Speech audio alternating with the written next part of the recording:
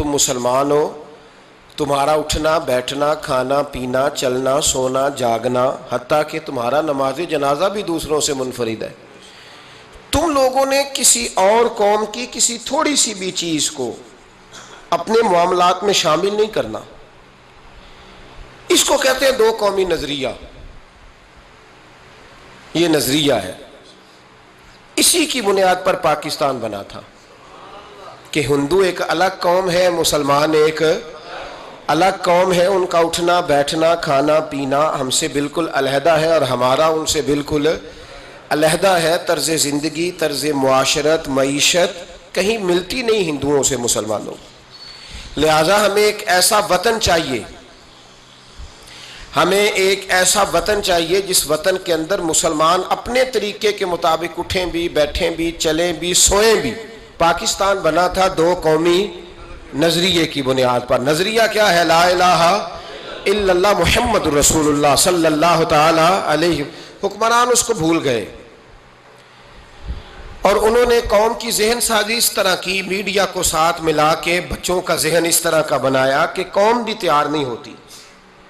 نظام مصطفیٰ صلی اللہ علیہ وسلم کے لیے قوم تیار، حالانکہ کافر کو آپ کی نماز سے کوئی مسئلہ نہیں۔ یورپ میں کبھی پابندی لگی ہے کہ مسجد نہ بناؤ؟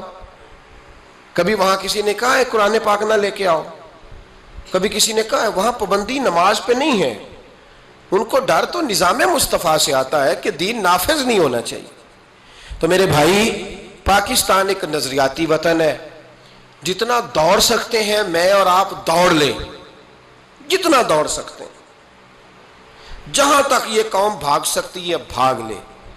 یہ اس چہرے کو اپنا لے یا اس چہرے کو اپنا لے یا اس کو آزما کے دیکھ لے، چونکہ اس وطن کی بنیاد کلمہ ہے تو یہاں سکون بھی اسی وقت آئے گا جب حکومت بھی کلمے والے رسول کی آئے گی صلی اللہ تعالی علیہ وسلم، صلی اللہ تعالی۔ اور اسلام ہر جگہ یہ بتاتا ہے کہ ملک کس کے ہیں؟ اللہ کے۔ تو نظام کس کا ہونا چاہیے؟ اللہ کا، اللہ کے دین کا۔ دنیا کی سب سے بڑی ہجرت ہوئی تھی جب پاکستان بنا تھا، دنیا کی سب سے بڑی ہجرت۔ 10,000 عورتوں کی عزتیں لوٹی گئیں جب یہ وطن بنا، لاکھوں لوگوں نے جانوں کی قربانیاں دیں۔ ابھی 15-20 سال پہلے ہندوستان کا پنجاب کا جو علاقہ ہے اس کو کھولا گیا تو ایک کنویں سے ابھی بھی ہڈیاں ملی ہیں جو سکھوں نے کاٹ کر مسلمان کنواں پورا بھر دیا تھا۔ اس تکلیف کے ساتھ وطن بنا، کس لیے؟ جمہوریت کے لیے، حکمرانوں کے للے تللے کے لیے، ان کی بڑی کاروں جیپوں اور مرسڈیز کے لیے، اس لیے کہ یہاں روز نیا بل آئے گا، آج گورنر راج ہے تو آج فلاں ہے تو آج فلاں ہے۔ یہ ساری حکومتیں اگر وہی قانون جو انگریز کا بنا ہوا ہے اور وہی ساری دفعات جو آپ کے ہاں نافذ ہے وہی ہندوستان میں نافذ ہے تو بتایا جائے پھر وطن کیوں بنایا گیا تھا؟ پھر کیا ضرورت تھی؟ یہ سارے کام تو وہاں بھی ہو رہے ہیں۔ اس لیے میرے بھائی، وطن کے نظریے کو سمجھے۔ وطن بنا تھا لا الہ الا اللہ محمد رسول اللہ صلی اللہ علیہ وسلم۔ اور اقبال جو بانی پاکستان ہے، جو مصور پاکستان ہے، جو تصویر دینے والے ہیں پاکستان، ان سے کسی نے کہا تھا کیوں پاکستان بنانا چاہتے ہو؟ ہم جو ایک ملت جو ہیں، ہندوستانی ایک ملت ہے، قوم ہے، تو کیا ضرورت ہے؟ تو اقبال کہنے لگے اپنی ملت پر قیاس اقوام مغرب سے نہ کر، خاص ہے ترکیب میں قوم رسول ہاشمی۔ نبی پاک کی قوم اپنی ترکیب کے لحاظ سے ہر قوم میں خاص ہے۔ دین کا نفاذ چاہیے، دین نافذ ہونا چاہیے۔ نبی پاک ایک اسٹیٹ کے سربراہ بنے تھے، مدینہ منورہ میں حضور نے نظام بنایا، اس وطن کے دفاع میں اپنا کردار ادا کرو۔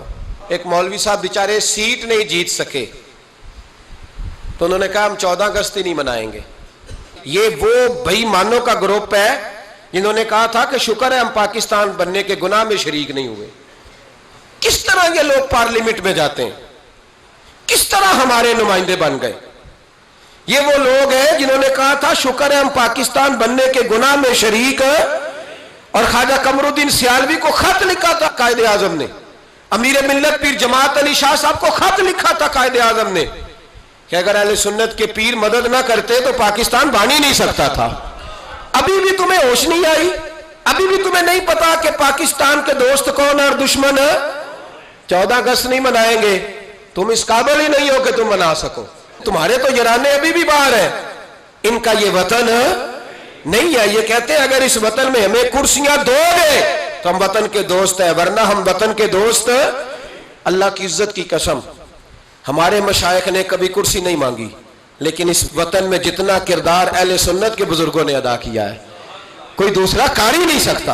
वो कहते हैं 14 अगस्त नहीं मनाएंगे, तू मना भी नहीं सकता और तुझे मनानी चाहिए भी, इसलिए कि तुम्हारा इस वतन से कोई ताल्लुक। ये अमीर मिल्लत पीर जवाहत अली शाह साहब का वतन है, ये मुहद्दिस आज़म पाकिस्तान मौलाना सरदार अहमद का वतन है, ये ख्वाजा कमरुद्दीन सियालवी का वतन है। तुम्हारा वतन है, तुम वहीं चले जाओ जहां से तुम आए हो, वहीं तुम अच्छे लगते हो। तो मेरे भाई, वतन की दिफा, वतन की हिफाजत, नौजवान जरूर इस बात पर तवज्जो करें। हजरत अनस बिन मालिक रदी अल्लाह तआला अन्हु फरमाते हैं, मदीने के कोने से ना अचानक रात को जोर जोर से चिल्लाने की आवाज आने लगी। जब रात को कोई ऐसा धमाका होता है ना तो लोग एक दूसरे को जगाते हैं।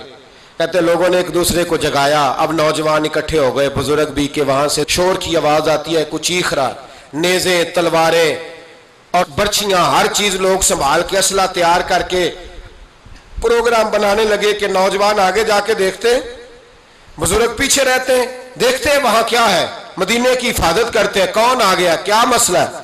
कहते हम अभी प्रोग्राम बना ही रहे थे, आगे बढ़ने ही लगे थे कि हमने देखा, अचानक हमारी नजरें उठी, हम हैरान हो गए कि जिस तरफ हम जाना चाह रहे थे नबी पाक उधर से होके वापस आ रहे हैं और अकेले नबी पाक, हाथ में नेजा है। हम अभी जाना चाह रहे थे और हुजूर होके वापस आ रहे, और हुजूर फरमाने लगे चुप करके सो जाओ, कुछ भी नहीं, जानवर लड़ पड़े थे आपस में, मैं देख आया हूं, कुछ भी नहीं है। हजरत अनस बिन मालिक फरमाते हम गौर से हुजूर का चेहरा देखने लगे और फिर हमें समझ आई कि मुस्तफ़ा को इस वतन की हिफाजत का कितना ख्याल है। हुजूर ने हमें सिखाया है कि जब वतन पर आफत आए तो सोचना नहीं है, गौर नहीं करना, सबसे पहले आगे बढ़ना है, आगे बढ़ना है, आगे बढ़ के वतन के दिफा के लिए अपना पेश करना है। पाकिस्तान से प्यार करें, पाकिस्तान का कूड़ा उठाएं, पाकिस्तान की मिट्टी से प्यार करें, पाकिस्तान में दरख्त लगाएं, पाकिस्तान में गरीबों की मदद करें।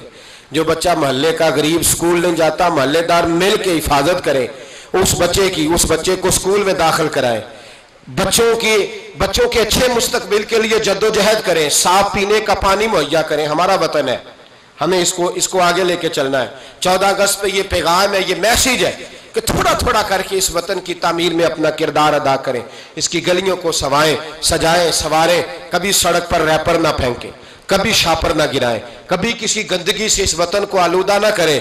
मेरे अरब को आई ठंडी हवा जहां से, मेरा वही वतन है, मेरा वही वतन है। इकबाल कहा करते थे कि हुजूर को यहाँ से ठंडी हवाएं आई हैं, इस वतन के लिए अपना किरदार अदा करें। देखें आप और मैं क्या कर सकते हैं, वो सारा कुछ करें। मेरी गुजारिश है कि कम से कम 5 बच्चे पढ़ाने का अहद करे एक बंदा, उनका आप तालीमी खर्च उठा सकें, तब किताबें लेके दे सकें, तब कोशिश करें कि 5 बच्चे कम से कम। हो सकता है ऐसा, अगर हर पाकिस्तानी 5 बच्चे पढ़ाने का इरादा कर लेना तो लाखों बच्चे स्कूलों में दोबारा से चले जाएंगे, लाखों बच्चे। थोड़ा थोड़ा ख्याल करे, और अगर कोई वो काम करे जो इमाम आजम करते थे, गरीब के बच्चे को ले आते थे और फरमाते थे मैं तेरे घर का खर्चा दूंगा, तू तालीम हासिल कर, इसी को वज़ाइफ कहा जाता है।